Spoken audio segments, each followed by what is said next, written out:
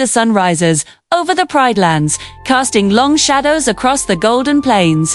And among those shadows lies a memory that never truly fades. Mufasa, the great king, lives on not only in the sky and the wind, but in the heart of his son. Simba walks the same lands his father once ruled, yet every step he takes is marked by the weight of the past. Being king was never just a title for Simba. It was a promise to live up to a legacy that seemed almost impossible to match. Mufasa was strength, wisdom, and balance, a ruler whose presence alone brought peace. Simba inherited the throne, but he also inherited doubt, fear, and a shadow that followed him wherever he went. Sheto was not only Mufasa's towering legacy, but also the lingering darkness left behind by Scar. Scar's betrayal did not end with his defeat. It seeped into the Pride Lands like a poison, shaping Simba's reign in ways he never expected. Every decision Simba made was measured against what his father would have done, and every mistake felt heavier because of that comparison. Simba ruled with courage and compassion, yet deep inside, he feared that he would never truly escape the scars of the past. Scar's voice, though silent, echoed through the memories of the Pride Lands, reminding everyone how close darkness had once come to destroying the circle of life. Simba worked tirelessly to restore balance, rebuilding what Scar had corrupted. But the fear of repeating history never left him. He became cautious, sometimes overly so, driven by the belief that one wrong step could bring chaos back to his kingdom. This fear shaped how he led, how he raised his children, and how he viewed the world beyond Pride Rock. To Simba, Scar was not just a fallen enemy.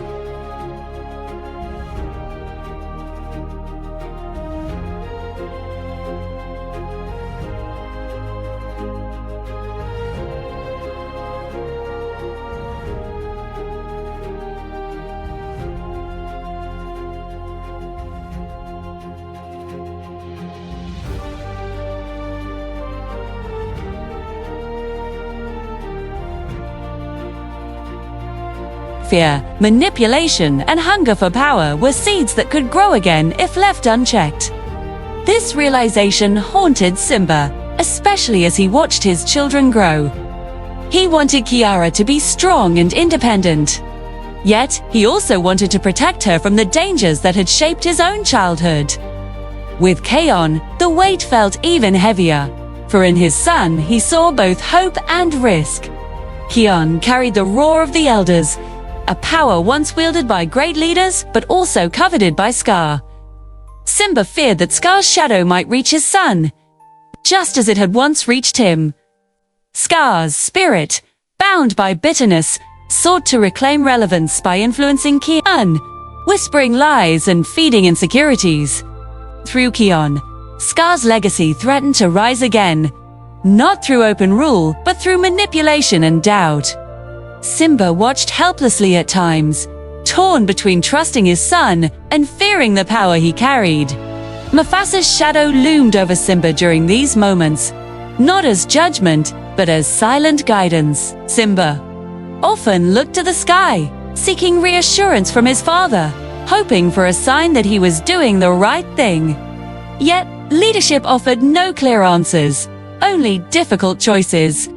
Simba struggled with the idea that protecting the Pride Lands might mean allowing his children to face danger on their own. Scar's rise had been fueled by being overlooked, too, by living in the shadow of Mufasa, and Simba feared repeating that cycle by being too controlling or too distant. The irony was not lost on him. The very shadow that shaped Scar was now shaping Simba's fears. Scar's dark legacy was not just about evil deeds. It was about the damage caused by unresolved pain and resentment. Simba slowly began to understand that ruling through fear of the past would only give that past more power. True strength, Mufasa had taught him, came from balance and trust. This realization did not come easily. Simba faced moments of failure, times when his caution nearly cost him the trust of those he ruled. Yet each mistake forced him to grow. to step out of both Mufasa's shadow and Scar's. Scar's influence weakened, not because Simba fought it with force, but because he refused to let fear define his reign. He encouraged unity, gave second chances, and worked to heal divisions left behind by Scar's manipulation. Through Kion's journey, Simba witnessed something transformative. His son faced Scar's darkness directly, struggled with it, and ultimately chose to let go of the power that once defined him. Watching Kion reject Scar's influence helped Simba confront his own lingering fears. He realized that legacy is not something that controls the future. It is something that can be reshaped by choice. Mufasa's shadow, once heavy and intimidating, became a source of strength rather than pressure. Simba learned that honoring his father did not mean copying him, but living the values Mufasa stood for in his own way. As Scar's dark legacy faded, it left behind an important lesson for the Pride Lands. Darkness. Darkness does not disappear simply because a villain is defeated. It lingers in memories, in fear, and in unhealed wounds. But it can be overcome through understanding, courage, and growth. Simba emerged, not as a king trying to live up to Mufasa or erase Scar, but as a leader who accepted the past without being ruled by it. The Pride Lands flourished once more, not because the shadow was gone, but because it no longer held power. Simba stood atop Pride Rock, gazing across the land, feeling his father's presence, not as a burden, but as a quiet reassurance.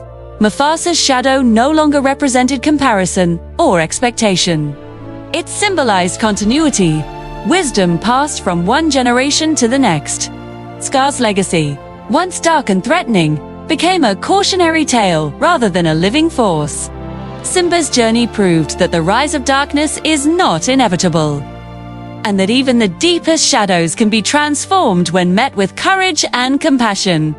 In the end, Simba learned that a true king is not defined by the shadows behind him, but by the light he chooses to lead with.